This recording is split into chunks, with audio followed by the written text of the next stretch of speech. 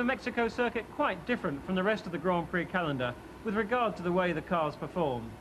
The fundamental difference, of course, is that the air is around 25% thinner, which affects the engines, the aerodynamics, and even the drivers. It may seem odd to talk of a Formula One car feeling gutless and slow, but that's just what they feel like to the drivers in Mexico. The power an engine develops is proportional to the amount of oxygen it can burn. So with 25% less oxygen, the Formula One engines produce 25% less power. Despite this power reduction, the top speed at Mexico is as high as anywhere. Although power is down, so is aerodynamic drag, and the cars can carve through the thinner air with less wind resistance. If the speeds are up on the straights, they certainly aren't on the corners. Now the thinner air is a disadvantage, for the downforce the front and rear wings can produce is reduced, as there is less mass of air pressing on them. Just to compound the grip problem, the unstable ground of Mexico City causes the track surface to be bumpier than any. Spare a thought for the drivers too. Like any athlete competing at high altitudes, he'll be breathing hard in response to the lack of oxygen for his lungs, and without the opportunity to acclimatise for a few weeks beforehand, he'll certainly appreciate the rest as he flies down the main straight at 195 miles per hour. 69 giri della sesta prova del Mondiale Gran Premio del Messico, 14ª edizione, 4.421 metri il circuito. All right, well, before we go to the race, let's recap the starting grid. Right, well, surprise, surprise, Ayrton Senna's not on pole position. Instead, it's his teammate Gerhard Berger in the McLaren. Riccardo Patrese on second spot in the Williams Renault. Ayrton Senna, third spot. Nigel Mansell in the Ferrari, fourth spot. Tahiri Boutsen, fifth in the Williams. And another good performance from Jean Alesi in the Tyrrell in sixth spot. And as you can notice, there's really only about 1 second separating the first 6 guys. Yeah, it's a pretty amazing grid, isn't it? Yeah. I mean, the competition this year really has closed up remarkably. Which is terrific. Okay, thanks, Alan. So now let's settle back for this one. And then, of course, the big bikes that will follow. Here's your commentators, Murray Walker and James Hunt. Thank you, Daryl, and welcome Australia to Mexico City for round 6 of the World Championship here at the Hermanos Rodríguez circuit. It is very, very high, the circuit, some 7,000 feet. It is hot and muggy today. The smog is as thick as ever it is, and there in pole position on the right-hand side of your screen is Gerhard Berger's McLaren. On the left, Riccardo Patrese. It's a 69-lap race over this 4.42 kilometre course, and that means 305 kilometres in all for the race distance. Lap record is held by Prost, 1 minute 18.6. Pole position, Berger, 1 minute 17.2. Watch for the green. And that's it. They're away. And it's a fabulous start by Riccardo Patrese, who takes the lead into the first corner. Are they all going to get round okay? Patrese leads. It's Berger in second place. In third position, it's Senna. And now we're riding in midfield with Alboreto, Michele Alboreto in the arrows. And it gives you an idea of what this circuit is like. Yes, very, very exciting circuit to drive on. It's got an exciting series of fast, twisty S-bends, demanding for the drivers, and then, of course, the famous Peralta corner going onto the straight. Now, the field streaming away, back with Alboreto, who is well down the grid, and you get an idea of just how crowded it is on the first lap. You saw particularly at the first corner, cars coming round him from on either side.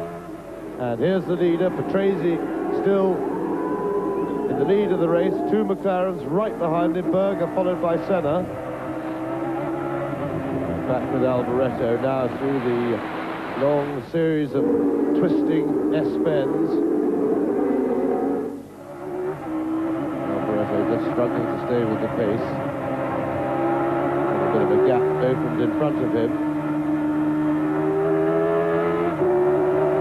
A fairly cautious first lap by Alboreto. The field disappearing in the sight. The mirror blocking his view, or our view ahead, into the fast Peralta corner. Now this is the 180-degree flat out, 160, 170 miles an hour. Ayrton Senna goes for the lead. Yes, I'd have been a lot happier if we'd been at the front, but we weren't. And here is Senna. Fabulous first lap then. He's carved his way through ahead of Patrese, and Berger goes through into second place. So it's the usual story. McLaren's first and second. Senna leads. Berger is in second place. Riccardo Patrese in the Williams is third. Then it's Boutsen and Nannini. Alessandro Nannini in fifth position in the Benetton Ford. I can see further back the two Lotus Lamborghini cars are well up. That's Derek Warwick and Martin Donnelly. But Senna is doing his usual. Clear track in front of him, extending to make a cushion.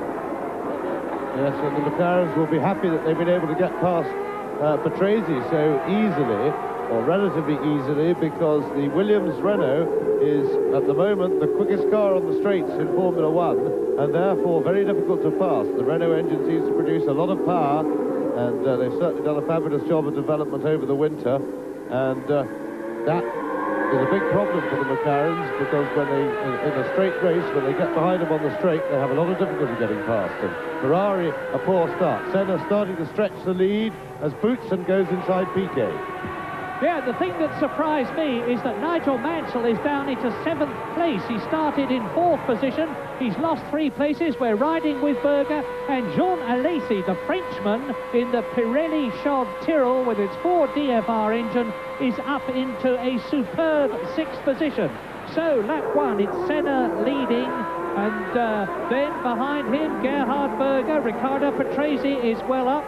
Boutsen and Piquet and Nigel Mansell, but Mansell is following Alesi, and here they come now. It's Senna leading, Berger second, and then the 2 Williams, but the majestic Ayrton Senna, and this is his 100th Grand Prix, and that's one of the Brabhams, David Brabham. That is David Brabham, who isn't having the best of luck in his first season of Grand Prix racing. The number 3 son of the great Sir Jack Brabham in the pits. Yes, and whatever Brabham's problem is, it didn't look minor. They had all the bodywork off the car, a lot of people pouring all over it. So it looks as if Brabham is in for a while, if not out of the race. Now, through the long series of S's, the 2 McLarens, with Senna heading Berger, and Berger, of course, very anxious to hold on. Very important race for this for Gerhard Berger. You see Senna's car out in front, ahead of him. You know, it disappears a bit on the straight, and then as they come under braking, Berger's car will close up very dramatically. They'll get a much better view of Ayrton Senna. But this is an important race for the championship and for his relationship in the team for Berger. He wants to get on level terms with Senna and beat him or race him very hard. It's important for their own personal psychological battle. So Berger through the first S, now a short straight, and into the left-hander. This is a possible passing point for some of the drivers on the circuit, then back into the first series of S's. A little break in the middle, and then they go back into the windy section. Bit of break up there from the onboard camera. Yeah, and while you're watching the 2 McLarens at the front, let's quickly establish that tyres are going to be critical in this race, and I'll tell you why. At this height, the engines lose nearly 25% of their power because of the thin air. The thin air affects the aerodynamics. There is less grip for the tyres, and mark this because it is very important. The 2 McLarens started on Goodyear C tyres, and those are fairly soft. Alain Prost and Nigel Mansell are also on C tyres, and there is Prost. Remember, he started from 13th on the grid, and he's starting to make his way up through the field now, but he's got a tremendous disadvantage. Yes, the Ferrari chassis is going pretty well in race trim, but they've had a lot of trouble this season getting their cars to qualify well. They seem to have difficulty when they go from race tires and bolt on the qualifiers. In practice, Martin Donnelly makes a move there on his teammate Derek Warwick, and that's not altogether a surprise because Derek Warwick was complaining of a loss of power in his engine after the warm-up this morning, a little knock-off in power, and it may well be that they took the decision not to try and change the engine, because there's Prost having a look down the inside in the Ferrari, taking out behind the Lotuses, but the Lamborghini engine is particularly complicated to change. Nigel Mansell, now he made a poor start really from the second row by his standards, and he's going to have to be patient in this race. But Ferrari struggle when they get the qualifiers on. Prost way down in 13th place on the grid, but undoubtedly competitive in race trim. Problem with that is when you've got 2 McLarens qualifying up front, by the time you fight your way through the field, if you're going to do that, they're long gone into the distance, and the gap can very often be too big to make up. Race order then, it's Ayrton Senna leading his teammate Gerhard Berger. In third position it is Thierry Boutsen. In fourth place it is Nelson Piquet. Fifth, and there he was Riccardo Patrese, followed by Alesi, who is in sixth position. Nigel Mansell is seventh, and here is the battle. Well, there was the battle, and here it is again. There's the confirmation. Alesi and Mansell going through. Mansell in seventh position, fighting his way back. And race order then, Senna, Berger, Piquet, Boutsen, Patrese and Alesi, and that is after 5 laps. It's a 69-lap race. Nigel Mansell's got it all to do. Alesi is using Pirelli tyres. Mansell is using Goodyear.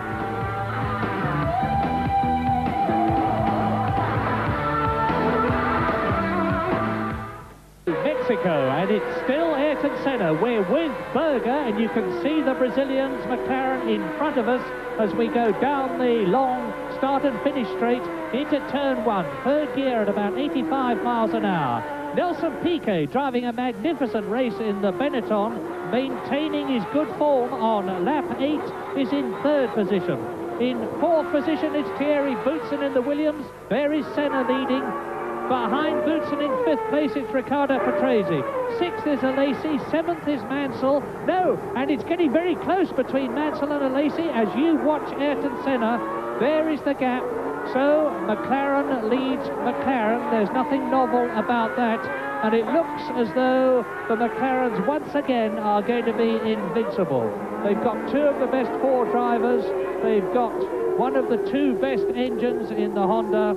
The McLaren chassis is absolutely magnificent, and the organisation is superlatively good. So I hate to say it, but it looks as though Mexico is going to be yet another McLaren demonstration, because look, there is nobody even in sight behind Senna and Berger, first and second, and in the championship it's the same situation.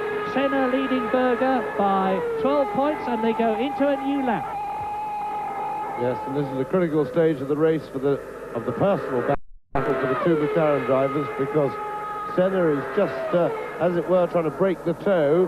He will be driving right on the limit now, trying to get some clear air between himself and Gerhard Berger to establish his domination and command of the race. And most important, Gerhard Berger, likewise, conversely, will be absolutely on the limit now, desperately trying to hold Senna and not get him get away. And there we see fastest lap early in the race for Senna, but of course on full tanks at the moment, with things not really settled down. They'll be going a lot quicker later in the race as the fuel load lightens. Remember, the overall weight of the car is increased by over 50% when they're filled up with fuel, and this makes a big difference, of course, to the car's performance. Now Senna has actually gained a little bit as we look on this lap. Gap now over 3 seconds. Yes, and our Mexican producer is concentrating on the people in front, which at the moment is a pity because you haven't seen it. We have. Nigel Mansell has moved ahead of Alesi and is starting a charge.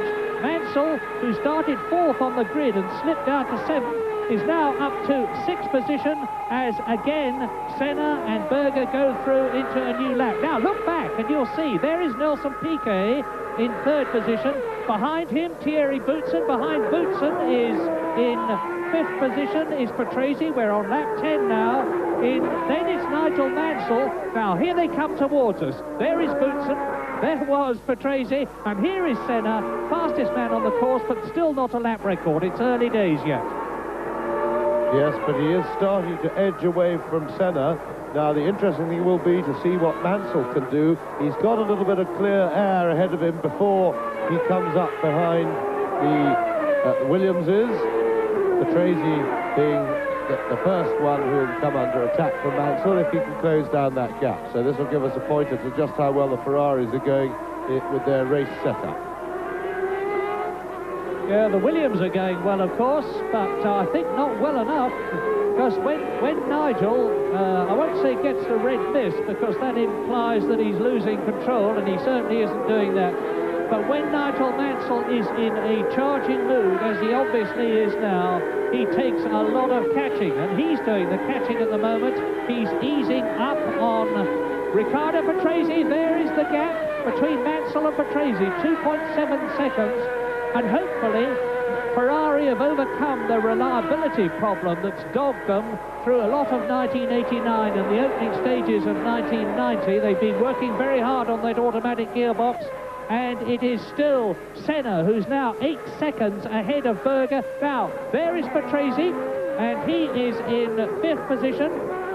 You should see the scarlet flash of the Ferrari behind him. There's Mansell in the background, 7th place. And coming up fast now, too, behind Nigel Mansell, is Alain Prost. He doesn't show on the caption, but Prost, there he is in the background. You can see Prost. He started 13th, and he is now up to 7th place. Mansell is flying, but Prost is flying even faster. And that's Thierry Boutsen in 4th place. Well, this is great stuff here in Mexico. They're into the series of 10 bends, and that is Pirro.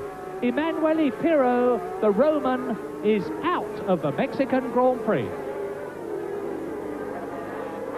Yes, that looks indeed terminal for Pirro. And the two Williamses really going very well indeed on a circuit, back with Ayrton Senna, who's now really stretching his lead over Gerhard Berger. Yellow flag there, that's probably for Pirro's parked car while the marshals deal with it. Senna now looking fairly smooth. Lap 12. Early days in this long race. Very hot. Berger now dropping back quite noticeably from Ayrton Senna. Almost because he was holding him so well at the beginning of that's almost as if he maybe has a problem. So we'll watch Berger to see if he's got a problem with his car. Well, at the moment, the man who hasn't got a problem with his car is Alain Prost, because again, you haven't seen it, but Prost, like Mansell, has passed Alesi. And the world champion Frenchman, as you watch the world champion of 1988, Ayrton Senna, Prost is up to 7th position in the Ferrari, really going for it. Fastest lap so far is Ayrton Senna, 1 minute 20.2, and that is quite a lot slower than the lap record of 1:18.6, but they've still got a comparatively heavy fuel load, completing the lap. And we're watching, James and I, and you are watching very carefully the tyres. Don't forget, tyres are a problem because of the thinness of the air. You just saw Piquet coming round, still holding a good 3rd position. Yes, and catching Senna. Now we have an incident here. That's Nakajima's Tyrrell, and one of the Lolas, and that's Suzuki. So the two Japanese drivers have obviously argued over the same little bit of track by the look of it. Well, yes, out goes Nakajima. It looks as though Suzuki's... Well, he can't go on, because if you're pushed at all these days, there is an instant penalty. So both the Japanese drivers are out to join Pirro. We're riding again with Michele Alboreto, who I fear is at the end of his racing career. He's with the Arrows this year. Yes, Michele Alboreto with the Arrows team this year. He hasn't done at all well, and I would be surprised if he's driving in 1991.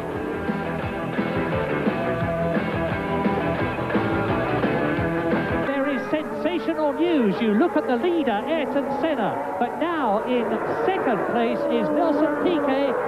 There's Pirro walking in, because Berger has gone into the pits, and now in 3rd position it is Boutsen. 4th in the Williams is Patrese. 5th is Nigel Mansell. 6th is Alain Prost, and in 7th place the 2nd Benetton, Nannini. And that is a terrific development. Yes, and Berger went into the pits where in fact all they did was a very quick tyre change, which the McLaren team turned him around very efficiently and quickly. Whether he had a problem, and Berger has rejoined in 12th place. But whether he had another problem or not, we don't know. He may well have reported a problem to the pits, gone in to have a look. They could have taken the decision that there wasn't time to attack it, just given him a new set of tyres and sent him on his way. Or it may well be that he cooked his tyres early in the race. we will watch his lap times now, and we should be able to report whether it was just a tyre problem. If he gets back up to full and proper racing speed, we can assume it was only tyres. If he still struggles, then we will know that he had other problems.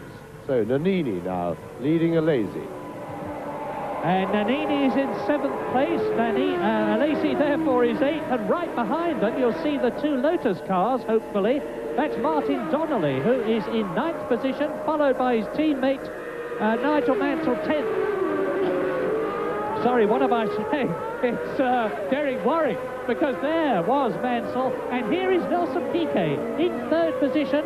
And look at this, Piquet is in 3rd position, then there is Boutsen 4th, then there is Patrese 5th, then there is Nigel Mansell in 6th position, and Prost right behind him. So it's tremendously close at the front. There's Berger, 2nd position. Gerhard Berger is now some 13 seconds behind Ayrton Senna, who is demonstrating that when the conditions are good and the car is good, he's virtually unbeatable, because Berger, having had his tyre stop, of course, is well down now. As James said earlier on, he's in 12th position, number 28. And here is Boutsen, followed by Patrese, with Nigel Mansell right up his exhaust pipe, and Prost gaining on Mansell, who is in 5th position. So it is leading Senna, 2nd Piquet, 3rd Boutsen, 4th Patrese, 5th Mansell, there he is, 6th Prost. It's developing into a great Mexican Grand Prix. It is indeed, because the 2 Ferraris are now as quick, if not quicker, than anybody else on the circuit when they get clear air. Alain Prost, running up to catch Mansell, is nothing quicker than anybody else, including Senna. And it may yet be that we're going to have a motor race. The big worry for the Ferrari drivers is getting past the Williamses is going to be no easy feat, to say nothing of Piquet's Benetton ahead of that, because the Williamses are particularly quick on the straight here, and their chassis is extremely good as well. In fact, I think probably that the Williams is currently the best chassis engine combination in Formula One.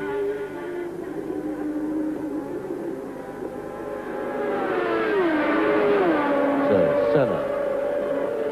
Now we shoot to Gerhard Berger, who is fighting his way back, and it does look now that Berger's done a couple of laps. He looks to be going at a full racing speed, looking from his cockpit now, and it would appear that he maybe just cooked his tyres with a heavy fuel load trying to chase Senna, because he did drop off quite suddenly. And I would guess, but we'll be sure of that in a couple more laps, I would guess that Berger's only problem was that he cooked his tyres. He should be all right now. As we look at Mansell, harrying the 2 Williams Renaults, and Prost right behind Mansell. Yes, great stuff, and we're on quarter distance now, and it looks as though it's getting better all the time. And my goodness, hats off to Alain Prost, up from 13th to his position now, which is 6th. He's on the leaderboard, he's in the points. Piquet's driving a terrific race. But, as James has said, even if the Ferraris can get on the tail of Riccardo Patrese's Williams Renault, that Renault V10 engine has got real power this year. It looks as though it's got as much power as the V12 Ferrari.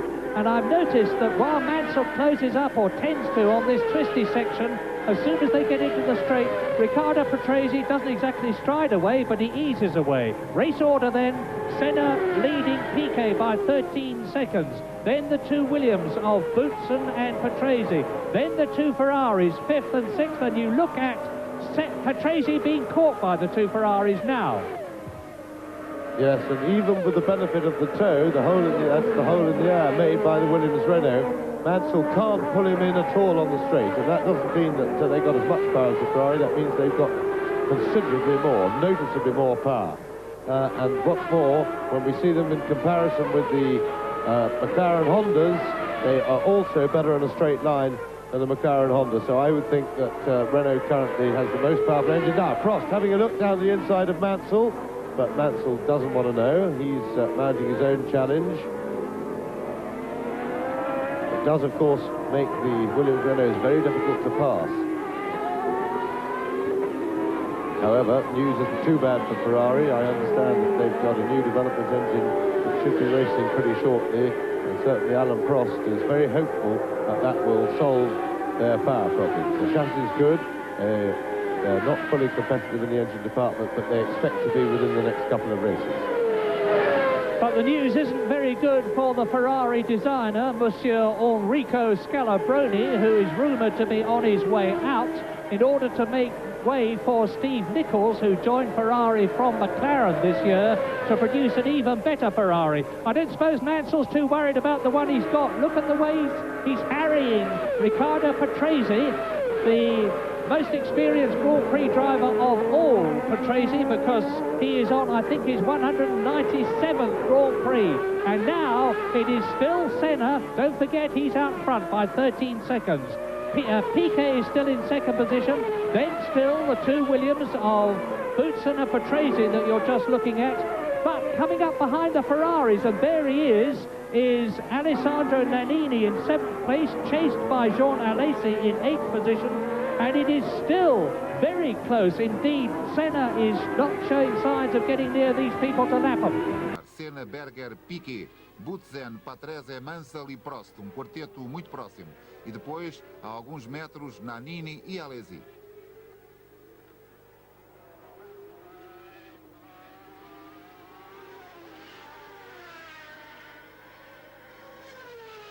Pista muito irregular, é visível o trabalho das suspensões, justamente nesta zona, com o chamado fundo plano, muitas vezes a bater no solo.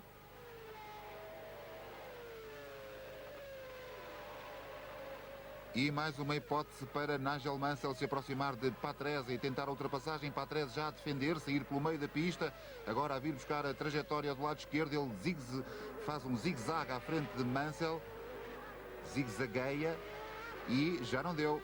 A direita ao fundo da reta da meta, que é feita em sexta, e depois uma redução para segunda, para aquela direita. Senna, Piquet, Boutsen, Patrese, Mansell e Prost. Falta Berger na classificação. Que não vimos, de facto. Não percebemos, de facto. Algo se passou com Gerhard Berger. Algo se passou com Gerhard Berger durante aquela interrupção de imagem que a televisão mexicana foi forçada a fazer para cumprir as normas internacionais em vigor e mandar para o satélite do Atlântico. And while you're watching and enjoying this struggle for the first 6 places, I remind you that Alessandro Nannini is not so far behind in 7th place. Alesi is 8th, Donnelly is 9th, Warwick is in 10th position. In 11th position is Stefano Modena, and in 12th position is Gerhard Berger, but he's closing. And Mansell is closing all the time on Patrese in 4th place. Mansell looking for a place to get through, but Riccardo Patrese, a very hard man to pass it, and Mansell's going up alongside him now as Boutsen passes the Ligier to lap him, and that's Nicola Larini. Was Mansell through there? It looked to me as though he got ahead of Patrese. Yes, he did. Yes, we got a glimpse of his nose in front, and there it is. Now Prost presented with the problem. Prost having a look down the inside of Patrese, trying to jump him there, and he, I think, went discretion being the better part of valour route. Patrese is a hard man in a situation like that, and not one to mess with. Prost, of course, certainly knows that. He's been racing Patrese, well, throughout his own Grand Prix career, because Patrese was already established then. I mean, goodness me, so far back Patrese has been driving for so long that he was even driving when I was. And that seems a very long time ago. So now Mansell, you see, starting to really open a gap, but he won't be able to open a very big one before he hits the next problem. Now Nannini closing up on this group, courtesy of the Williams, is basically slowing the Ferraris down.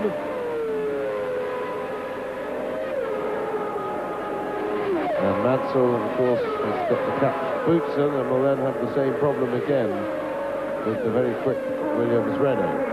Prost not close enough this time to have a go at Patrese, but he'll be anxious not to be held up for too long. Well, I know there are thousands of Ferrari enthusiasts in Australia, and you're certainly getting your money's worth from Mexico, because the runners to watch are Mansell and Prost, and Prost is going through to take Patrese now. No, he doesn't. Patrese slams the door in his face.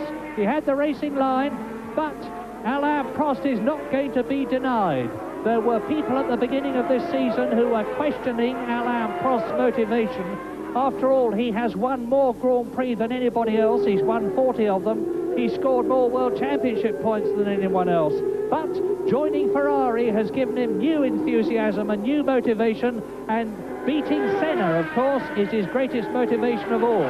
Not that he looks very likely to do that today, because he's down in 6th position, but it's something for him to go for, and he's going for Patrese now.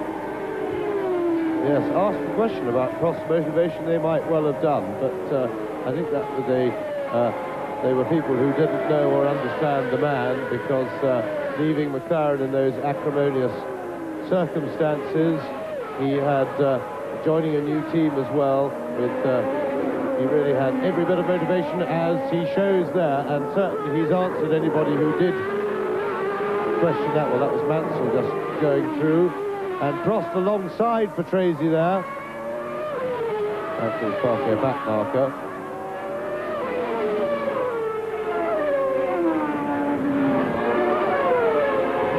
Chasing down Boutsen, and if anything, Boutsen's getting away from Patrese a bit, so, and I think Patrese is slowing down. He may be in a bit of tire problem or something like that, but certainly Prost is having to watch that gap open up ahead of him as Patrese holds him up.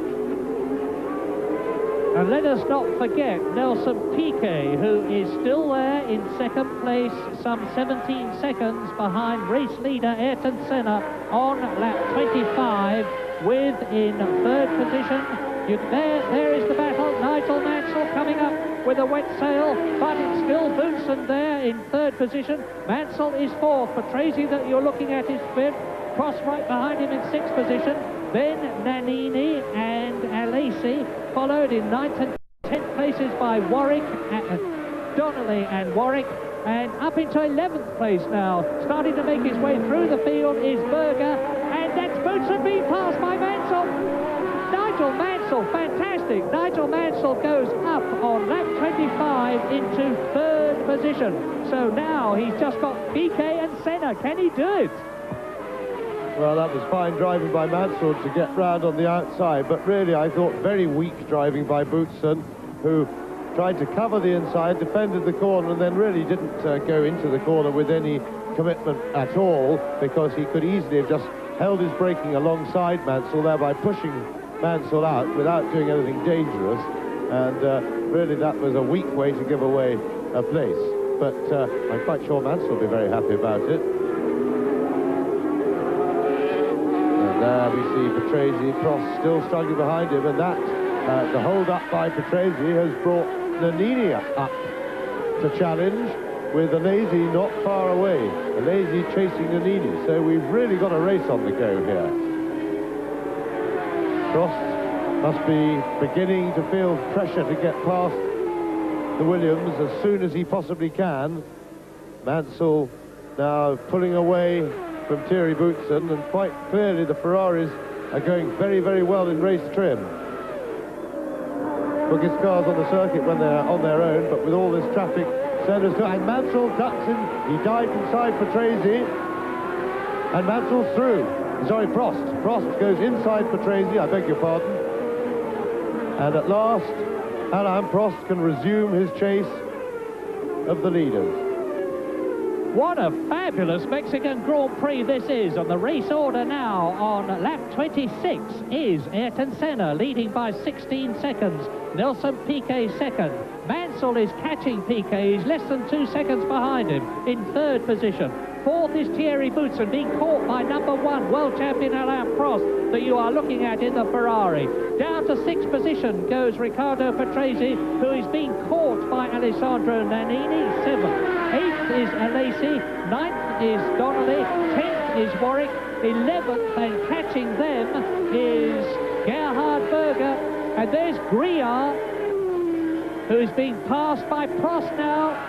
So Olivier Griard, the Frenchman in the Osella, who's had to pre-qualify, of course, has been lapped now by the flying Alain Prost. And the fastest lap that we have so far is now Nigel Mansell, has gone round in 1 minute 19.6. He's the fastest man on the circuit. We're on lap 26, and Nannini is up with Patrese. Yes, and there's lots of trading of fastest laps at the moment as the fuel load comes down. But at the end of the day, it looks as if we've got a very competitive lappery from the Ferraris. Berger has got going again, I can report properly, so it looks as if his problem was only cooking that first set of tyres, a problem that one wouldn't expect to reappear having done some 10 or 15 laps with the heaviest part of the fuel load over with, putting on a fresh set. That should be safe. And Berger is now beginning to charge through the field from well done, 12th place where he rejoined after his pit stop. The trip to Mexico has been worth it for all of us. McLaren leads, Benetton in second place. In third position, a Ferrari. In fourth position, a Williams. In fifth position, a Ferrari. In sixth position, a Williams. And in seventh place and gaining, there he is, Alessandro Nannini in the Benetton. So both the Benettons are in the first 7. Both the Williams are in the first 7. Only one of the McLarens is in the first 7. And look at this, that is Boutsen and behind him is Mansell. So there is Riccardo Patrese. We're on lap 27 now. And there's Riccardo Patrese, 6th position. Yes, Sandro Nannini is, was attacking the Williams heavily from behind. Patrese gets a little bit of a breather. And one of the Ligiers to defend his rear. And Nannini is through, though. Didn't get much of a breather. Nannini will be getting back on his tail.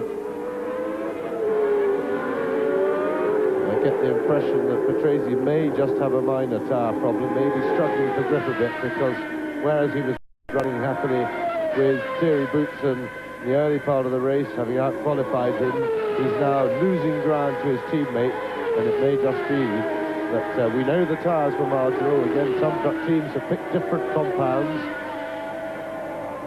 The Williams running a slightly harder setup than the Ferraris and McLarens, but that is normal. The Williams tends to be harder on tyres, and we saw Prost just disappearing out of shot. Ahead now, rejoin Gerhard Berger, who is in 10th place now and fighting his way back through the field. And a long straight, Berger getting a tow. And he's chasing a Lazy.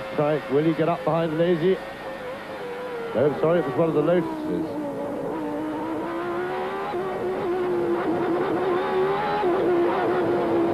The study of the tyre of Honda. You can hear the flipping on the throttle as he goes through the corners, and you get a very good view of just how ferocious the feedback through the steering wheel is. That isn't Berger wobbling the wheel. That's Berger and a little bit of a correction there.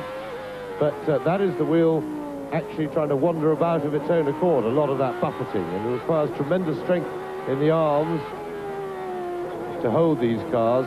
With tremendous front-end grip, and all that grip has to be dealt with tremendous muscular effort to turn the steering wheel against the grip.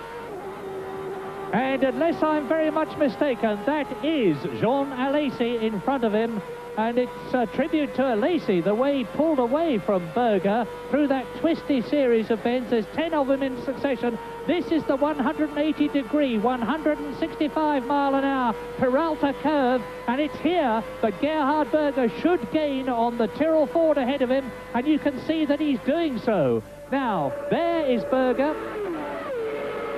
And I am very much mistaken, because there is Berger, and it's one of the Ligiers. My apologies. So that will be Larini, but Gerhard Berger at this stage of the race is now in 9th position, because as James pointed out, he got ahead of one of the Lotuses, and it was that of Martin Donnelly. And it's Senna leading. by 14 seconds still from Piquet, with Mansell in third position but catching the Benetton. Fourth is Boutsen, fifth is Prost, sixth is Patrese, seventh is Nannini, eighth is Alesi, and ninth there is Gerhard Berger.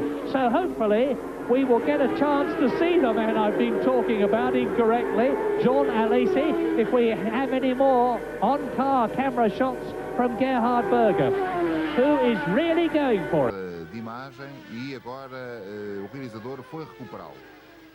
Talvez por entender que ele está também a fazer uma recuperação.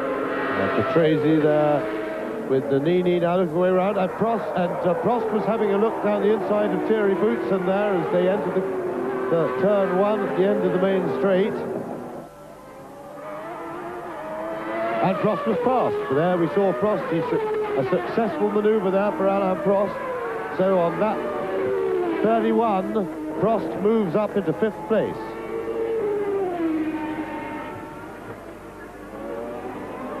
That's Patrese, still struggling to hold on to his position, with Nannini starting to hound him. So Alesi in the background there, and Berger is chasing Alesi.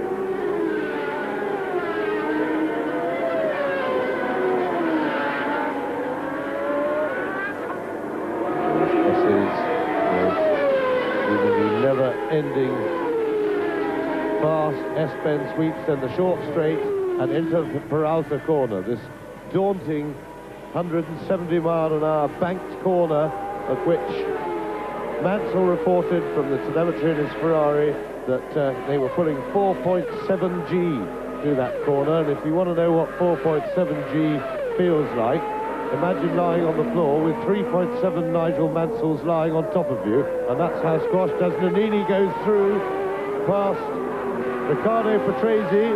Nannini at last got the jump, got the toe on the straight, braked him into turn one, and I think Patrese is struggling, and there we see Alesi in the background just coming into shot. So Alesi will be attacking Patrese next. Alain Prost.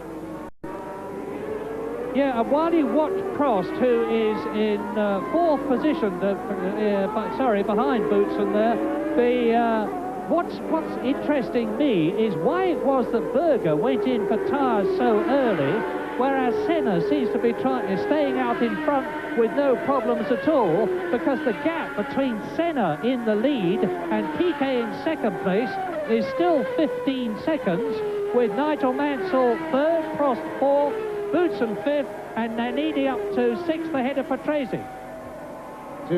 Yes, there is a simple explanation for that, Barry, and it is this, that the tyres are very critical and on temperature, and if you take them past the critical point, you hit a point of no return, and the temperature and slip that you put into the tyre. Now, it would appear when they're marginal, what's happened is that Senna was in front of the race, was able to drive at very much the speed he wanted to, and look after his tyres, no doubt, a little bit.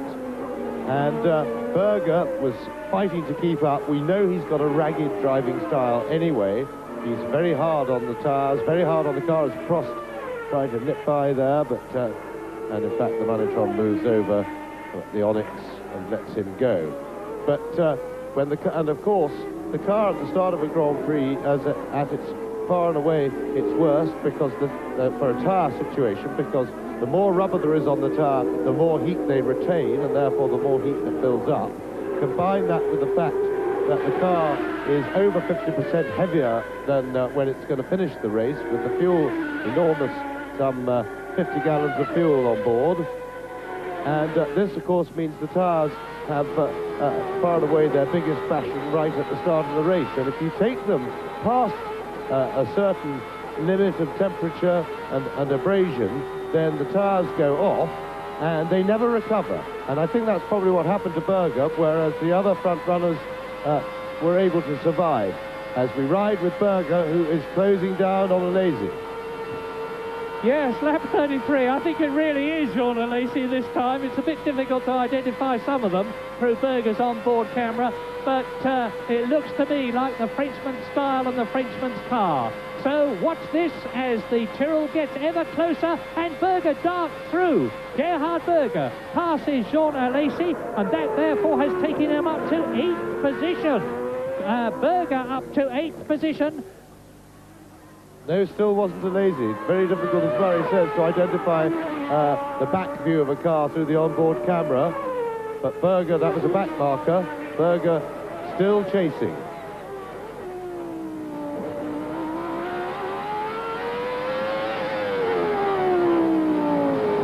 And we'll try and get a gap to Alesi in just a moment.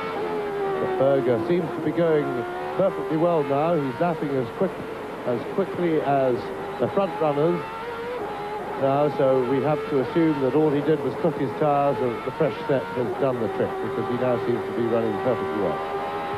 Aren't these on-board cameras marvellous for giving you an impression, a very real impression of how a racing driver operates? Now, this is the Peralta, 180 degrees, it's slightly banked. You can go around absolutely flat out in 5th or 6th gear. And Nigel Mansell, James said earlier on, Nigel was pulling 4.7G, and funnily enough, Alain Prost came up immediately afterwards and he said, I understand I was pulling 5G, which shows you that the rivalry between the Ferrari drivers is very real. And that is Ayrton Senna. We haven't seen him for a long time, but that is the unmistakable, distinctive style of the 1988 world champion, the championship leader of 1990, and already it's beginning to look as though he's got it in his pocket. Ayrton Senna said after the Canadian Grand Prix, I think I can see that number 27, which was the number of, amongst many others, James Hunt, Alan Jones and Gilles Villeneuve, can win a world championship. Senna said that, so he's thinking of the world championship already, and look at this! This is Piquet in 2nd place, and right behind him, Nigel Mansell, who's come up from 7th now to 3rd, and it looks as though he's got the grips with Piquet. Dodges out behind the Benetton and has a look, but he's still not quite close enough, and it's Senna leading, Piquet 2nd, Mansell 3rd. Prost is catching all 3 of them. In 5th position, it is Boutsen. 6th is Nannini, 7th is Patrese, 8th is Alesi, and 9th is Gerhard Berger. And I feel that we're going to see a lot of changes in this race yet. The pace is terrific, the tyres must be taking a terrific pounding too, but Mansell is the man to watch. Ferrari is the car to watch, as is the Benetton. So it's a V10 engine, McLaren leading, Honda power, a V8 Ford-powered Benetton second, a V12 Ferrari in 3rd position. And the people who said that the V8s were not going to be any good for this formula are being proven wrong at the moment. And Ford have got a new engine, which is coming out at the French Grand Prix in 2 weeks' time, which is reputed to give the same sort of power as the Renault engine in the Williams. Now, Mansell going for it. Well, this current engine doesn't look far short of it, because, again, you watch the Ferrari. He has a lot of trouble pulling him in, despite the toe on the straight. He's in perfect position in picking up the toe, and tremendous dummy standing there by Mansell. He's really perfected that trick. He gives it a swing in either direction, confuses the driver in front, and then suddenly the door is wide open. And that was very, very neatly done by Mansell. Piquet is responding, he's fighting back, doesn't want to take that lying down, but I think Mansell, now that he's in front, is going to open the lead. Este tipo de manobra mostra-se por lado, aparece do outro, em plena reta, em plena aceleração, já perto da travagem, fez isso com Nelson Piquet e chegou ao 2º lugar. Mansell é 2º, eventualmente a uns 13, 14 segundos de Ayrton Senna. Ayrton Senna, que continua lá na frente, mas agora tem Mansell atrás de si, é razão de sobra para tomar um pouco mais de atenção, se por acaso já estava na fase de correr, controlando o seu andamento. Mansell é piloto para ir gradualmente baixando a diferença que o separa de Ayrton Senna. Ayrton Senna irá naturalmente ser avisado desta mudança de posição e dosear o seu andamento em conformidade. Quem perdeu o contacto com estes homens, pelo menos através das imagens, contacto próximo, claro, foi o atual quarto classificado, o Alain Prost. Look at this, there's battles all down the field because you're looking at Boutsen in 5th position, who's got Nannini right behind him in 6th place. Race order on lap 38, over half distance, and Nannini passes the tail ender right up tight behind Boutsen. It's Senna leading by 18 seconds. Nigel Mansell now in 2nd position. Piquet down to 3rd, being caught by Prost in 4th position. This is the battle for 5th between Boutsen and Nannini, with behind Nannini, Alesi still in 7th position. Riccardo Patrese slipping down now, is in 8th place. Gerhard Berger is still 9th, and Berger, you can't see him, but we see him lap after lap, and he is really flying now.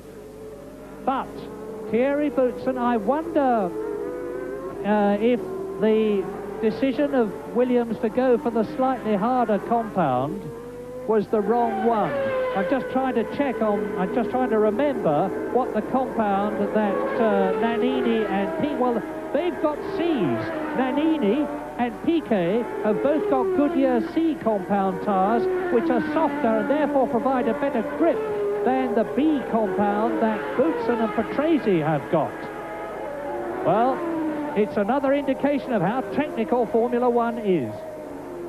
Yes, indeed, because, of course, if the softer compound, which by nature takes more heat and is softer and therefore attracts more heat, overheats, then of course it becomes useless. And if we cast our minds back to the San Marino Grand Prix earlier this year at Imola, the Williams team again went the conservative, harder compound route, and that got them the result in the race, and that would seem to be the way to go on that day.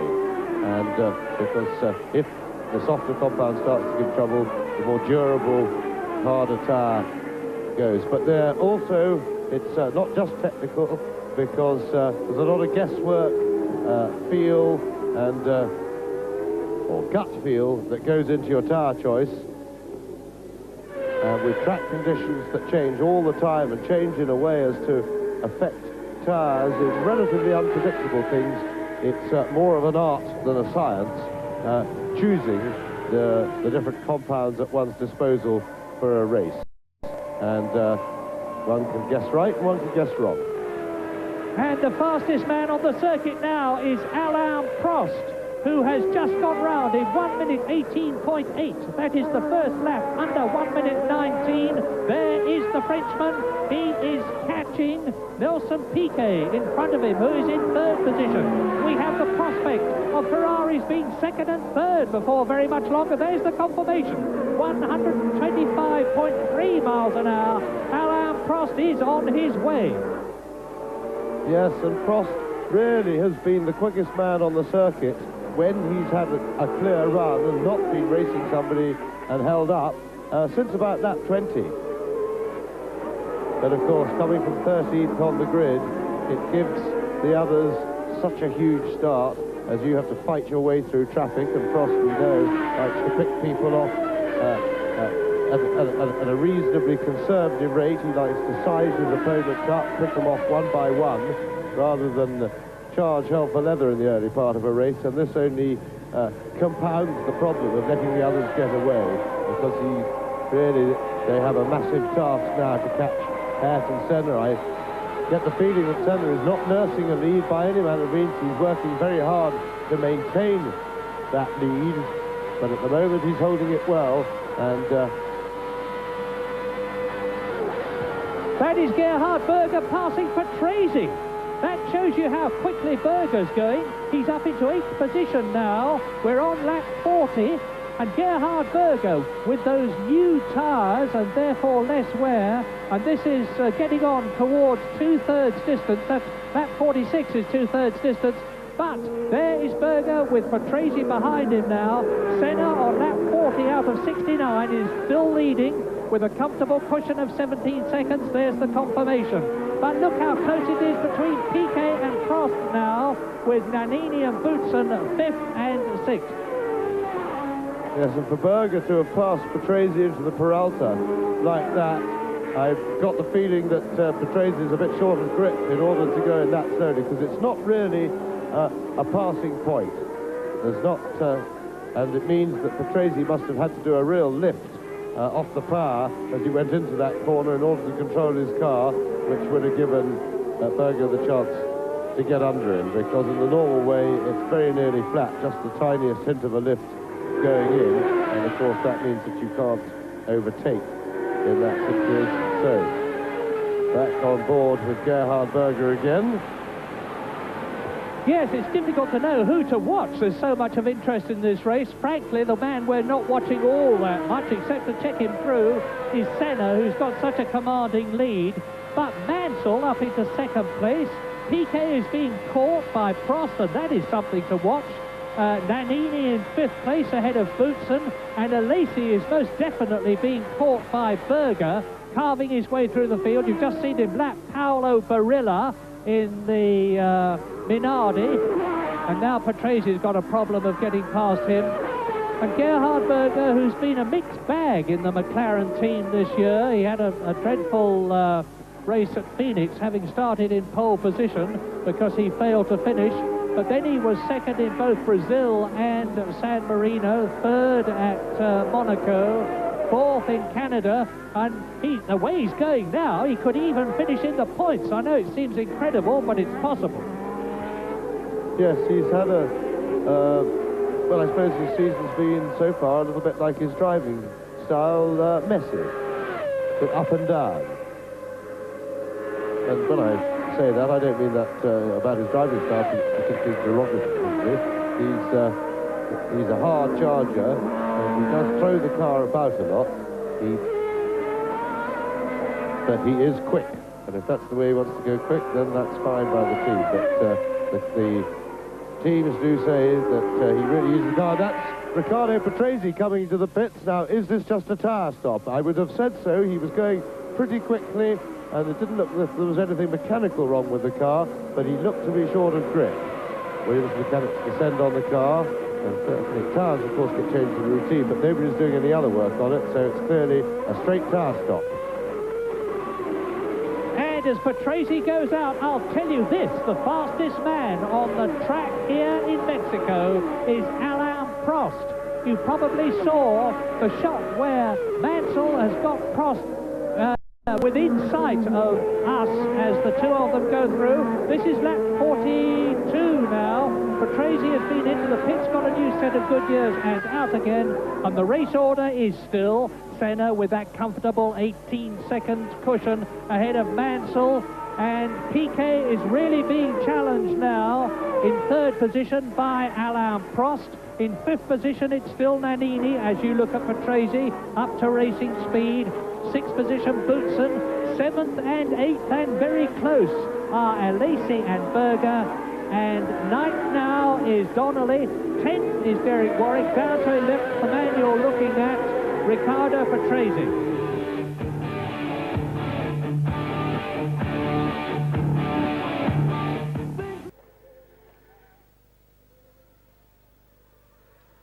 De novo com Gerhard Berger.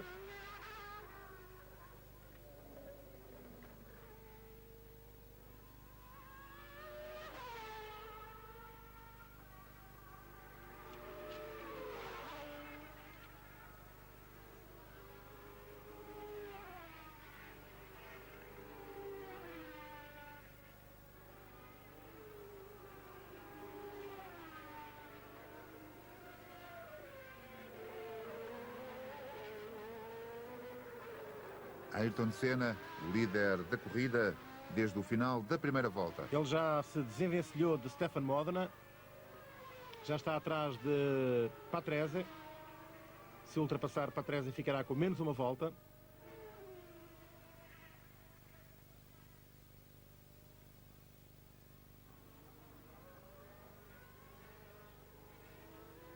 Continuamos a seguir aqui o piloto brasileiro. Vamos ver se a imagem se mantém até à previsível ultrapassagem e aqui a paragem de Piquet. Piquet troca de pneus também. Há, portanto, previsão de que, pelo menos, alguns dos pilotos da frente... You'll be wondering in Australia what's happened to David Brabham, and I'm sorry to tell you that he is out of the race. He came into the pits a long time ago and has had to withdraw. But he's now the youngest man in Grand Prix racing. He's got plenty of time ahead of him, and he's certainly showing that he's a chip off the old block. And Nelson Piquet then down. And so the race order now on lap 44 is Senna with a slightly reduced lead, actually, 16 seconds ahead of Mansell. Prost in third position, so Ferrari second and third. McLaren leads. Benetton in fourth position. That is Alessandro Nannini. In fifth position, it's Boutsen. Sixth position is Piquet, and then we've got Alesi and Berger, and Berger still hasn't got past the Frenchman. We're coming up to two-thirds distance in this fascinating race where the fortunes have ebbed and flowed and changed all the way through the race. And there are the two Lotuses in the lead. That one was Donnelly, 9th position. Warwick is in 10th place. Here is Berger, who is now 7th, ahead of Nelson Piquet. So Gerhard Berger is keeping up the pressure. Look at him. You're riding with Berger now. This is Senna. Got Senna's helmet. It's difficult with the two McLarens. The cockpits look the same, so we can see their helmets. And Senna lost a little bit of his lead to Mansell.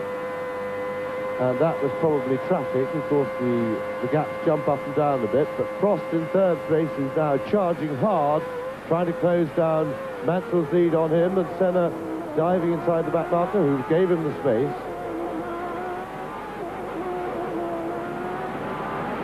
That is Senna's driving style. He's trying to keep it smooth. They've had one or two pit corners for tyres. The teams, in general, the plan for everybody was to try and go the distance on the one set of tyres where was not thought to be a potential problem for the tyres. Heat was the main worry, which doesn't, of course, necessarily wear them out any quicker. It just makes them lose grip. But and that seems to be the problem for some people, those who have had to go in and change. Senna neat, smooth, comfortable. He's pressing on as hard as he can. He's keeping it smooth. Still, as we thought, not able to pass the fresh-tired Williams of Riccardo Patrese, to pass him to lap him, but that won't worry Senna at all. In fact, they give him something nice to follow, to aim at when you're tired. It sometimes helps to have somebody to chase, as we watch from Senna's cockpit. As he can close up on Patrese under braking. Now, I do not want to appear to be alarmist, and I've said this sort of thing before and been proved to be wrong, but Senna is either, as he has before, driving a very, very canny race and not going any faster than he has to, or something might be amiss, because I have noticed that Senna's lead has come down by 7 seconds. Not immediately, but slowly. He led at one point by 20 seconds. We're two-thirds into the race now, and his lead is down to just a whisker over 13 seconds. And Nigel Mansell and Prost are certainly gaining on the McLaren. So Mansell second, Prost third, Nannini is fourth, Boutsen is in fifth position, Alesi is sixth, and Berger is seventh and gaining. Yes, I think most of that loss of the gap was to do with traffic. Remember, the man in the lead tends to alert the other people who don't necessarily see him coming as he comes up from lapping, but he alerts the people that they're now being lapped, and they tend to look out better for the people in second, third and fourth places coming up behind, because the back markers are then forewarned and forearmed.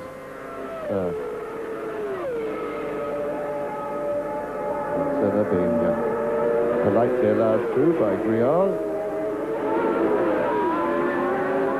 He'll want all the help he can get, but I do feel that Senna is right on the limit now, and not and only able to hold the gap with the Ferraris. In fact, they're edging closer even when they get clear laps.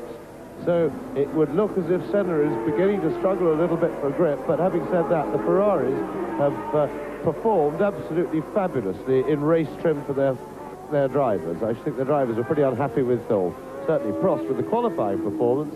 We watch Senna now. Let's look at his car, let's have a look at the tyres to see if we can see any signs of overuse and abuse, but all four tyres look all right to me there, and he's still able to lap quickly enough to keep that gap when he's got a clear road. Right, James, you keep watching the tyres. You're the expert. Here's the news. Alain Prost, there he is the fastest man on the circuit. He's within an ace of the lap record. He's just gone round in 1 minute 18.582. That's the fastest lap that we have had. Prost is really going for it, and he's starting to catch Nigel Mansell, and therefore starting to catch Senna. There we are, 118.582, 202.5 kilometres average around the second, and there's Mansell. There is Prost. That's the battle for second that's developing now. Alain Prost has got Nigel Mansell in his sights. Yes, and the time before when they came past us, the gap was 4.7 seconds, and it certainly isn't that now. So, and what's more, there seems to be no tyre problem for Prost and Mansell, because with Prost's time still coming down as the fuel load lightens, that can only be if everything else on the chassis is working to perfection. So the chase is on for Alain Prost. And he'll be looking for Senna as well. And he's really catching Mansell fast. Mansell's got a back marker in front of him, which certainly doesn't help the situation. One of the Ligiers. Now, there's no team orders in the Ferrari team. Somebody went up to Nigel here in Mexico and said, do you remember you said that you could not imagine anybody better to have in the team with you than Alain Prost? And Nigel said, yes, but that was before I knew he was coming. Well, he's now arrived in the team with Nigel Mansell, and Prost is catching him. Fabulous up at the front. Ayrton Senna's lead has come down again to only 11 seconds now, just over 11 seconds, down from 20 seconds. Mansell that you're looking at is catching him in second place. Prost that you're looking at is catching Mansell. It's still Nannini fourth, Boutsen fifth. Up into sixth place has come Berger.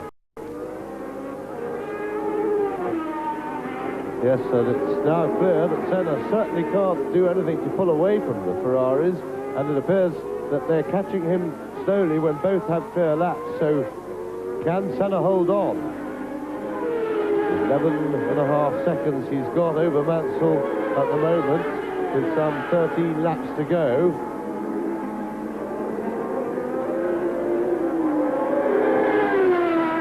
And that's Griard, well known already in his short Formula One career for getting in the way and holding people up, and that's allowed Prost to come right onto Mansell's tail, and Mansell will not be at all pleased with Olivier Griard for that performance. He's getting a serious reputation for it, more for blocking than for any ability to drive on his own. He should concentrate on trying to improve his driving and his manners. Yes, Olivier Griard was trained, of course, by René Arnoux in the Ligier team. Arnoux retired, but his reputation lives on with Griard. And look at this! Prost right with Nigel Mansell. Well, 15 times a winner Mansell, 40 times a winner Prost, and Senna still leads.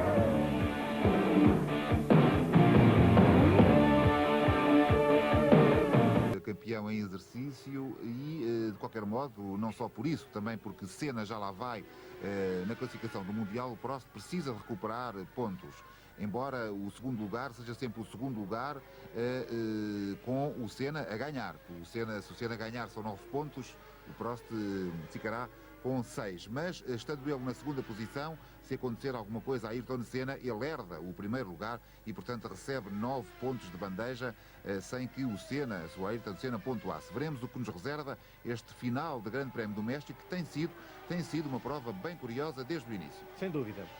A diferença há instantes entre Senna e Mansell era, recordo-lhe, de 12,2 segundos. A diferença entre Mansell e Prost era de 2,8 segundos, já é menor. E agora é um pouco maior. É a luta entre o piloto voluntarioso, Nigel Mansell, e o piloto manhoso, Alain Prost. A luta entre Mansell e Prost. À frente dos dois pilotos da Ferrari está o Stefan Modena, no Brabham. Poderá atrasar um pouco o Mansell agora. Poderá atrasar um pouco. 10,6. Diminui. Já foi de 14 para 13, para 12, para 11, já vai em 10,6. 10,6 a diferença de Mansell para Senna. Senna deverá naturalmente estar a ser informado desta evolução da proximidade dos Ferraris, e cá está o Modena não facilitou nada. A atrasar a recuperação dos Ferraris e a permitir que Alain Prost se aproxime de novo de Nigel Mansell. Isto poderá ajudar o Ayrton Senna lá na frente. Prende um pouco aqui e enerva um pouco os pilotos da Ferrari e deixa-lhe algum tempo nesta recuperação. Poderá eventualmente até a diferença de Mansell para Senna, que agora já passou o Modena, baixar um pouco, baixar no sentido de aumentar, claro. Vamos ver se Prost se consegue libertar do Brabham. Já está. Talvez tenha realmente a pressão dos Ferraris sobre o Ayrton Senna tenha sido alterada com aquele ligeiro atraso. Lap 54, well over three-quarter distance now. Senna's lead is down to under 10 seconds. Both the Ferraris are catching him. They are racing each other, and there is tremendous rivalry, keen rivalry and friendly rivalry, unlike last year between Senna and Prost, between Prost and Mansell in the Ferrari team.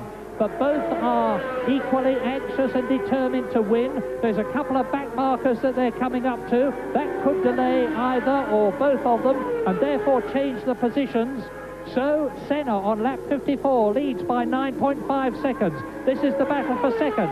Mansell Ferrari, Prost Ferrari. Nannini is still in fourth place. Boutsen is fifth, but about to be taken, I think, I'll let you know, by Gerhard Berger, who's right with the Williams. And it's the Arrows that is being caught, and Gregor Wojtek.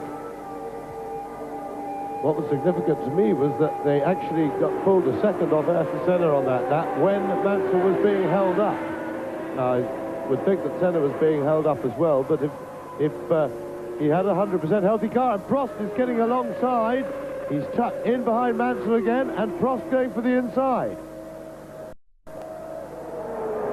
And Alain Prost takes his teammate. That was a bit hard on Mansell. He was a little bit tied in the traffic. So, swap races, the two Ferraris, very evenly matched, and still 9.5 seconds behind Ayrton Senna. Yes, actually, I just took a check there. It was down to under 9 seconds now, and you can see that Prost has got air, and plenty of it, between himself and Mansell. Race order on lap 55 in this 69-lap race, with Prost Ferrari and Mansell Ferrari catching Senna, and Berger is gaining on all of them. Berger is the fastest man on the course. He is in 5th position now because it is Senna leading. Now under 9 seconds ahead of Prost in 2nd place. There he is with the distinctive yellow flashes on the front and rear wings of his Ferrari. Mansell in 3rd position. Nannini in the Benetton is 4th. Boutsen is 5th, but I don't think he's going to be there very much longer, the way Gerhard Berger is going.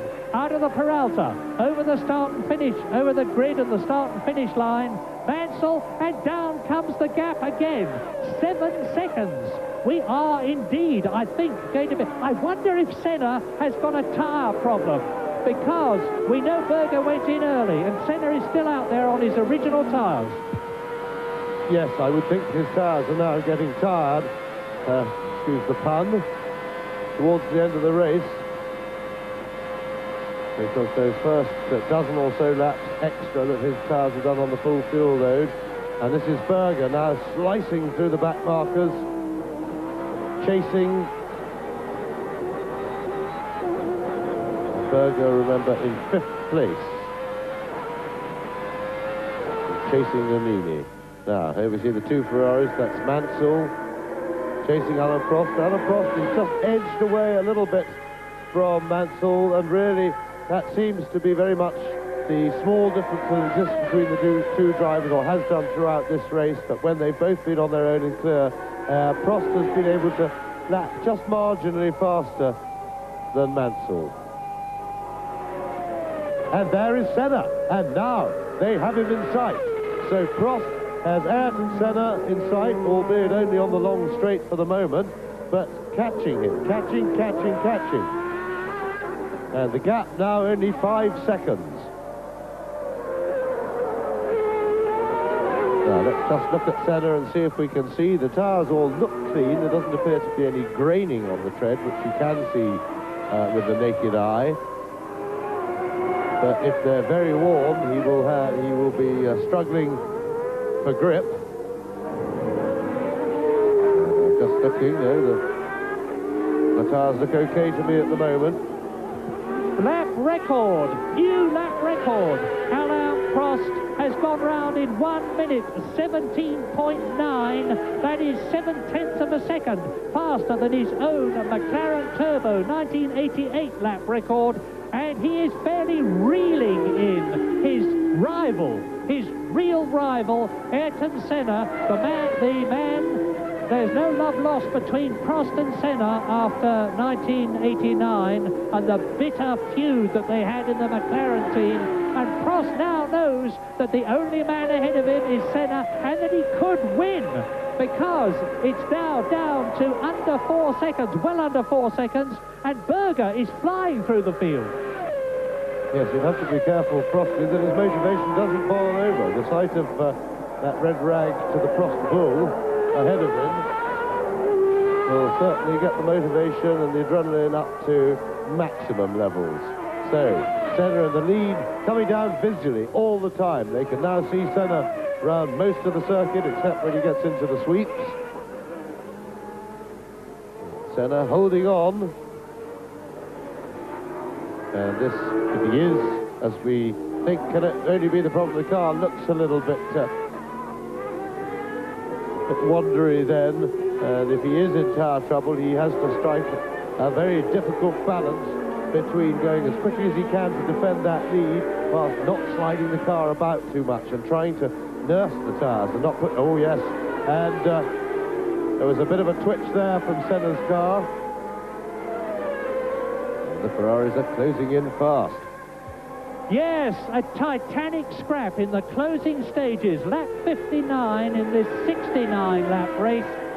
And Ayrton Senna looks to me as though he's going to lose the lead. The Ferraris of Prost and Mansell are visibly gaining on Senna now.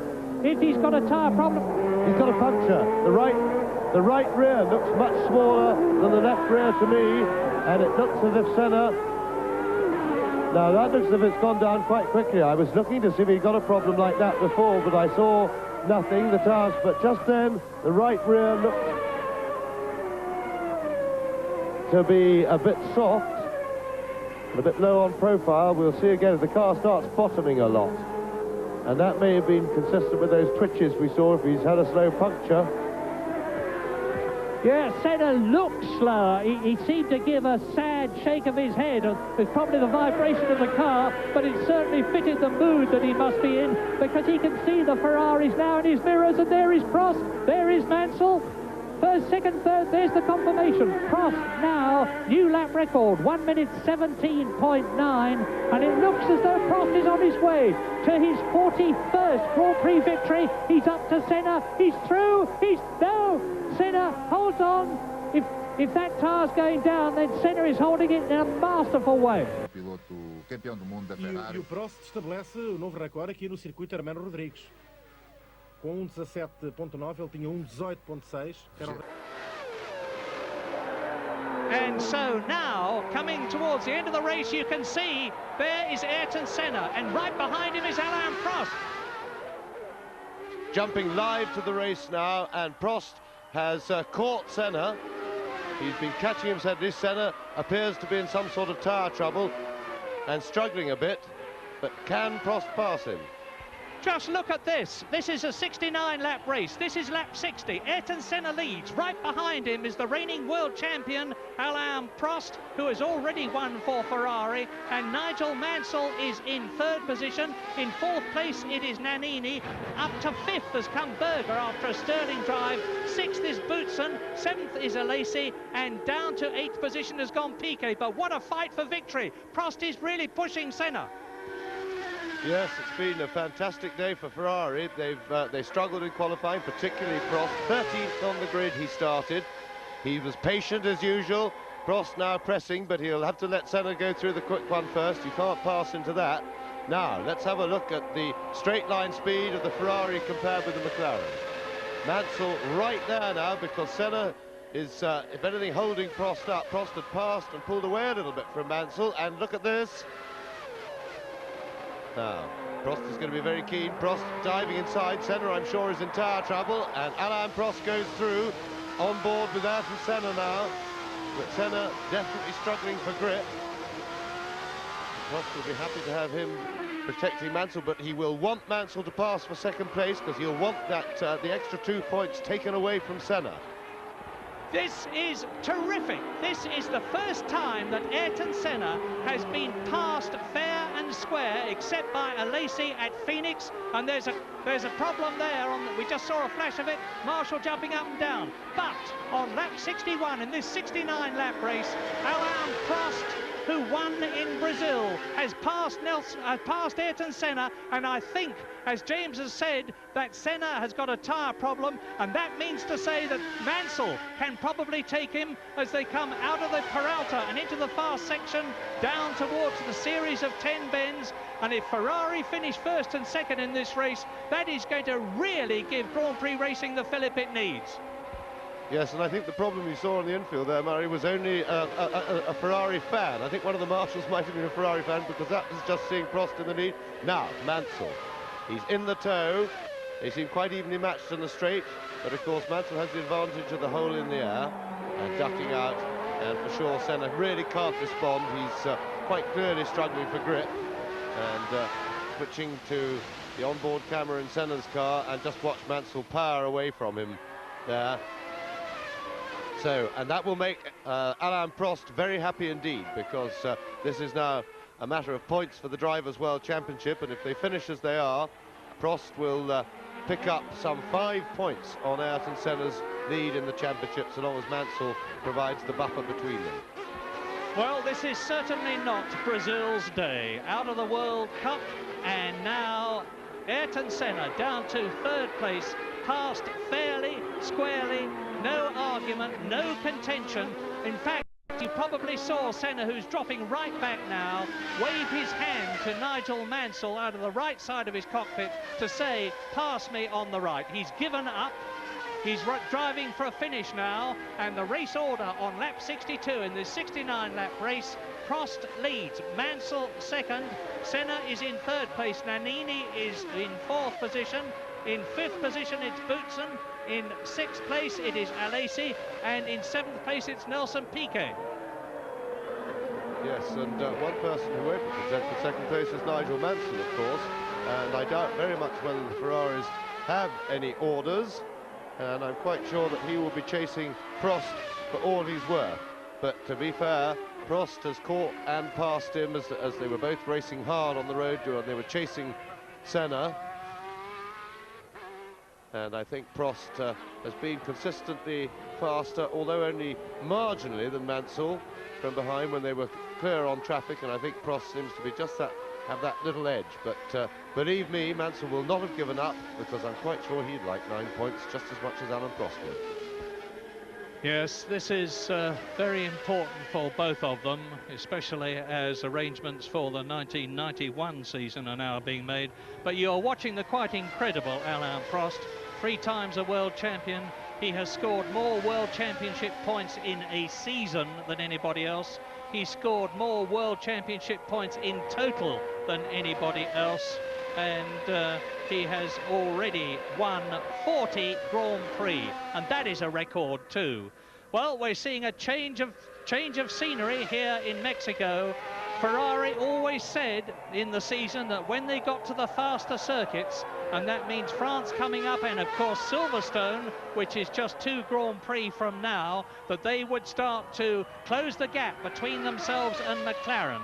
They are certainly proving that here, 7,000 feet up in Mexico, and who is that off? That's Nigel Mansell spun off. But he's certainly lost his second position to Ayrton Senna, but he regains the circuit. Fortunately, he hasn't touched the wall, but he'll be down to 3rd position. Alain Prost leads, Senna in 2nd place, Nigel Mansell in 3rd position. 4th now is Berger. In 5th position, it's Nannini. In 6th place, it is Boutsen, followed by 7th, Alesi, and in 8th position, it's Nelson Piquet. And that's a McLaren with a tyre problem, and it's Senna. Senna is out of the Mexican Grand Prix, and this is lap 64. Yes, and I think the tyres are just starting to wear out, because when we saw Mansell pull away from that spin, I didn't like the look of Mansell's right rear tyre either, and it's the right rear that's got on Senna's car. And I was just about to try and get the mic to say that it looked a bit blistered on Mansell's car. So it looks as if survival of the tyres just to do the distance looks very marginal to me. Well, in fact, it didn't make it in Senna's case, but that means that both Prost and Mansell are going to have to be careful. Now, there is Mansell, he's recovered from his spin, got going again, and that was Berger just coming into the picture behind him.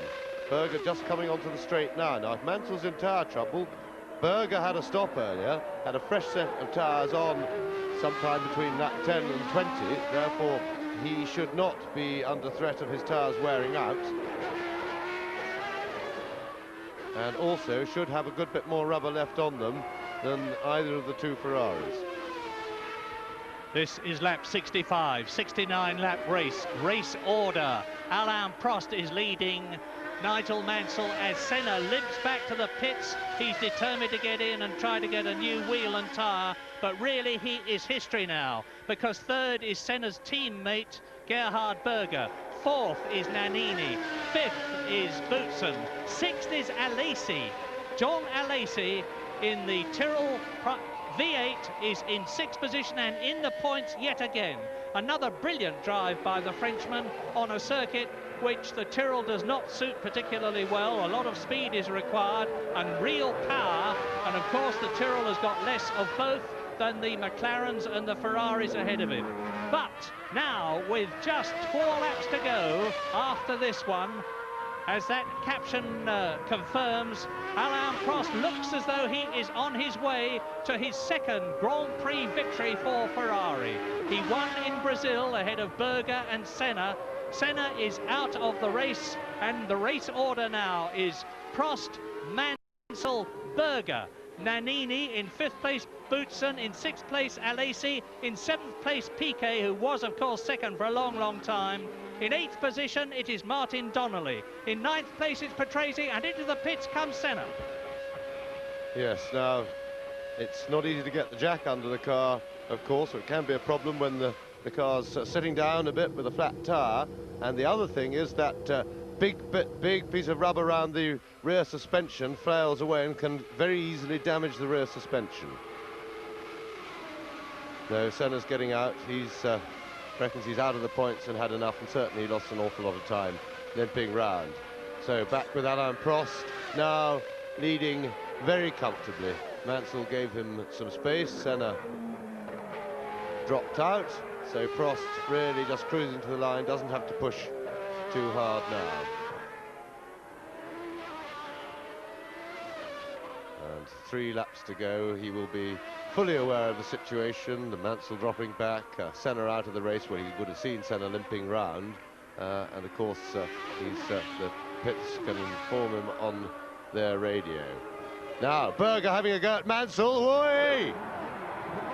Ooh, and that certainly was asking for an accident. And that has taken Gerhard Berger up to second place, and I bet there's going to be some discussion in the pit lane afterwards. Gerhard Berger rocket-dead up to Nigel Mansell with everything locked solid and literally pushed his way through into second place. Prost leads on lap 67. They're coming up to the end of it now, just 2 laps to go at the end of this one.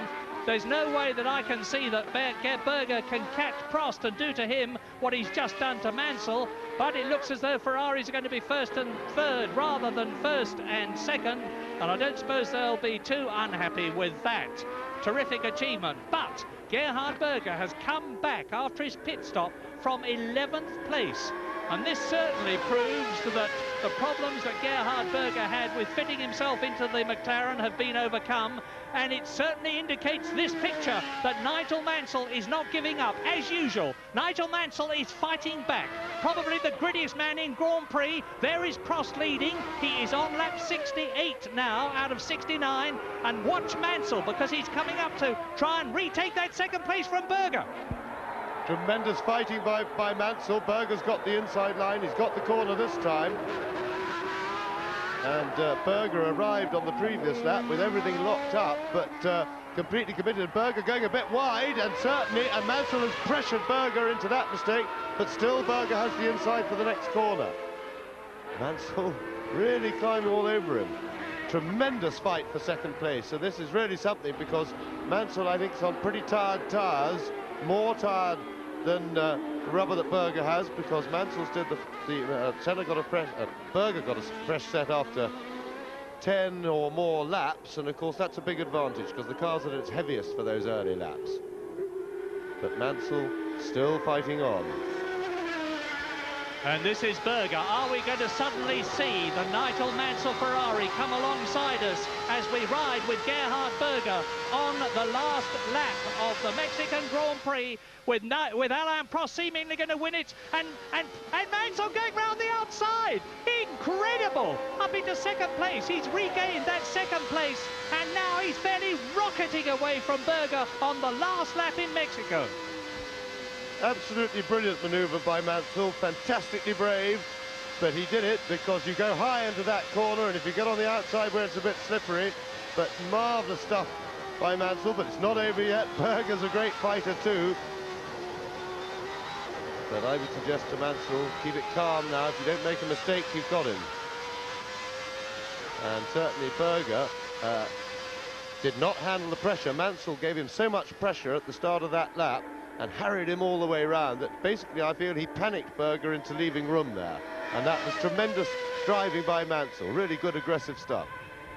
Yes, and remember Mansell and Berger at Imola. Mansell wasn't at all pleased with the Austrian there when Berger made him spin, and here is Alain Prost, the world champion, winning in Mexico. Alain Prost wins for Ferrari, and it looks as though Mansell is going to be second. Yes, tremendous drive by Alain Prost, typical of the man, fighting all the way, and here we are. Here's Berger chasing Mansell. Now, the view from Berger's cockpit, the very last lap, and Mansell's got a car in front, but he's led him through. Tremendous stuff, and Mansell holds on. The finish line is too soon, crosses the line.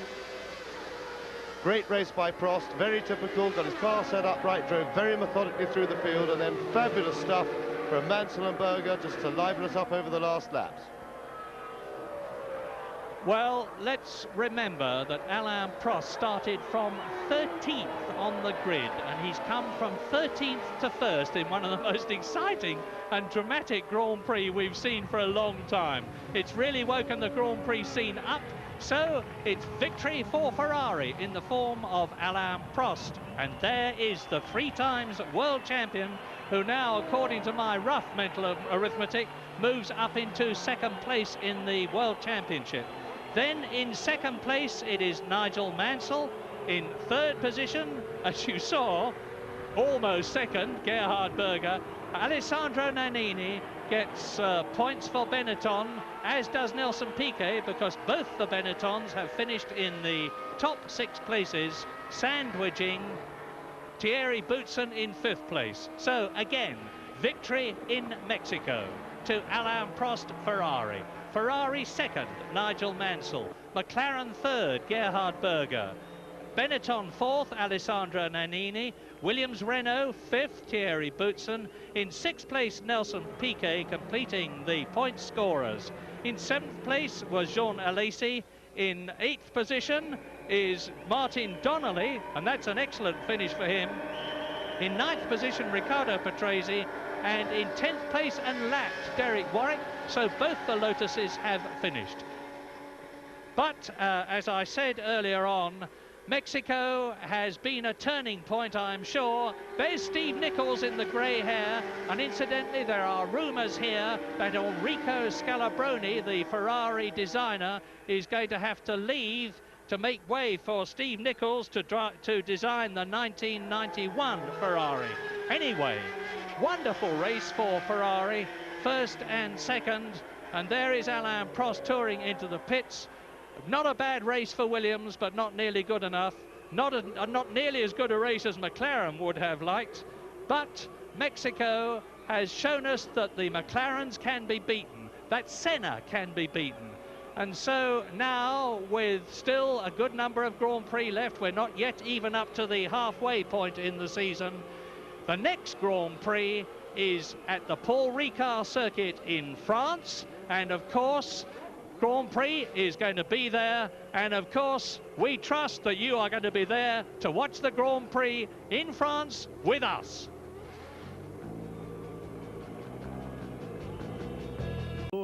Ao tricampeão do mundo Alain Prost.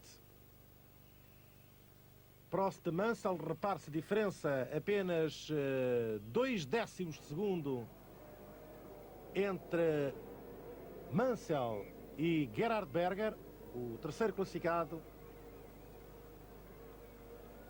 A sétimo Alesi, depois Donnelly, Patrese, Warwick, Modena e Martini.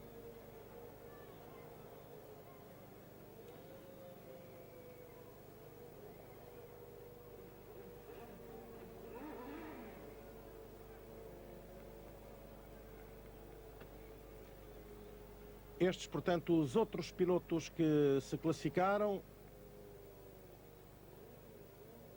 A Senna ficou com a sua paragem 6 voltas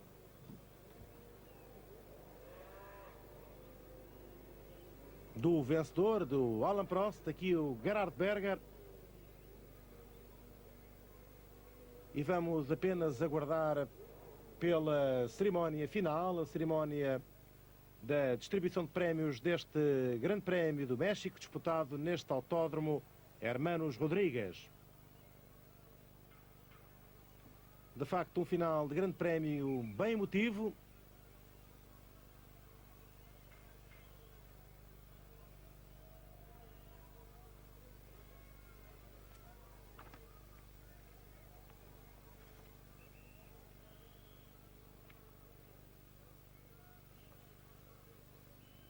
E apenas aguardamos que os pilotos cheguem ao pódio para nos despedirmos deste especial desporto totalmente dedicado ao Grande Prémio do México.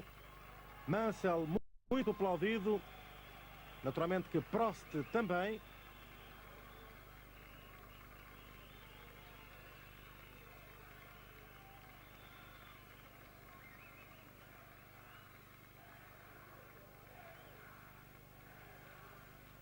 Prost no lugar mais alto do pódio.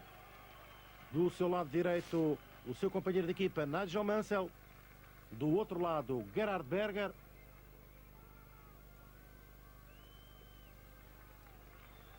A satisfação para os dois pilotos da Ferrari e uma certa frustração para a equipa McLaren, que desta vez não conseguiu que a Ayrton Senna alcançasse mais uma vitória que esteve ao seu alcance, dado que o piloto comandou durante 51 voltas, aliás 59 voltas, este Grande Prémio do México. Primeiro lugar que alcançou logo após a primeira volta e depois de um primeiro domínio de Patrese e de Berger. E pronto, chegamos ao final desta transmissão em diferido que efetuamos a partir dos estúdios em Lisboa da RTP. especial desporto chega assim ao fim. Amanhã voltaremos aqui no canal 2 da RTP com mais uma